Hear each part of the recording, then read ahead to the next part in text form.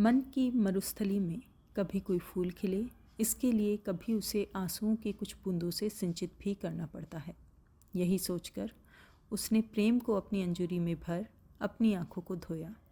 काव्य भी 9 रसों से सुसज्जित है, फिर उसका जीवन क्यों श्रृंगार रस से रूठा रहे। मन के प्रांगण में वो सभी राग गूंजें जो प्रेम में डूबा अंतस सुनता है। विश्वास की कोपलें एक बार फिर से खिलने को आतुर नजर आए।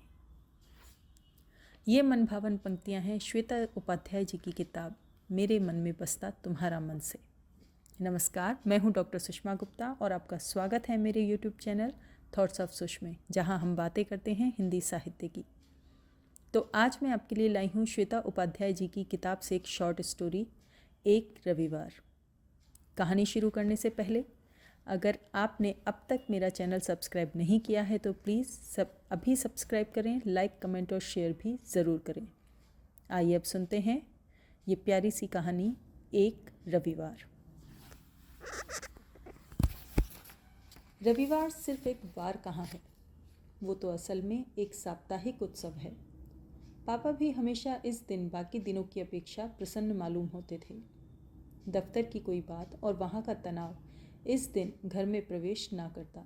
हर इतवार वो पहले घंटों अखबार पढ़ते, फिर पूरी दोपहर अपने छोटे से स्टडी रूम में गुजारते।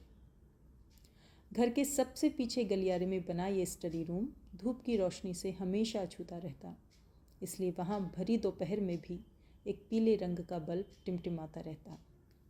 पता नहीं पापा ने वहाँ कभी ज़्यादा प्रकाश की व्यवस्था क्यों नहीं की।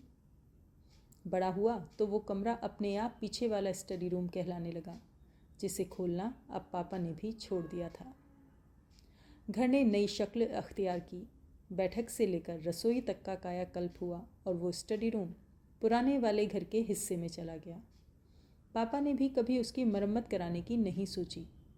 अब वो बंद रहने लगा था, वहाँ कोई ना नजर आता। पापा के चिड़चिड़े और रूखे स्वभाव के चलते कोई उस तरफ नज़र न डालता। देश, राजनीति और अर्थव्यवस्था का सटीक विश्लेषण करते पापा अपने समय के बहुचर्चित समाचार के संपादक रहे। उनके चलते हम भाई बहन बंजारों जैसा जीवन जीने के लिए स्वतंत्र थे, पर मम्मी ने ऐसा कुछ भी नहीं होने दिया। परिणामस्वरूप मैंने एक अंग्रेज़ी न्यूज़ चैनल ज्वाइन किया और प्राइम टाइम पर समाचार वाचन करते हुए मम्मी और पापा दोनों को खुश कर दिया। मम्मी को लगा मैं नौकरी कर ज़िंदगी में स्टेबिलिटी पाऊंगा, और पापा तो यूं ही खुश होना जानते थे। आज जब मम्मी पापा दीदी के घर छुट्टियां मनाने गए हैं तो मेरा मन कर रहा है कि ये स्टडी रूम हमेशा बंद पड़ा रहता है, उसकी साफ सफाई करवा दी जाए। धूल धूसरित है वो कमरा, वहाँ की हर चीज़ पर धूल ने अपनी परत ऐसी जमाई है कि जैसे शहर में आया हुआ अंधड़ सीधे उसी कमरे में प्रवेश कर गया हो। यहाँ किताबों का ऐसा जमावड़ा है कि एक छोटा सा पुस्तकालय खोल दिया जाए। घर में पापा के लिए एक अलग सा स्टडी रूम खोल रखने का ख्याल मुझे हमेशा आता है, पर जब भी इस कमरे को साफ करने की बात करो वो इसे टालने लगते हैं। कमरे में जहाँ तहाँ बने मकड़ी के जाले भयावह मालूम होते हैं। आज काम वाली दीदी ने इसकी सफाई का बीड़ा ये कहकर उठाया कि वो इसके पैसे अलग से लेंगी। मुझे धूल से एलर्जी है। सारा दिन इंतज़ार करने के बाद शाम 4 बजे मुझे कमरा धूल मिट्टी से मुक्त मिलता है। किताबों की अलमारी में रखे हैं पुराने खाकी रंग के खड्डे, वही जिसे हम आजकल अंग्रेजी में कार्टन पुकारने लगे हैं। मैं उसे उलटता हूँ। उस खड्डे को उलटने पर उसमें से गिरती है एक डायरी। उसके पुराने पीले पड़ते पन्नों में जमा की है अखबार की कुछ कतरनें। कतरनें क्या हैं? अखबार में प्रकाशित कुछ कविताएं और नज़में हैं।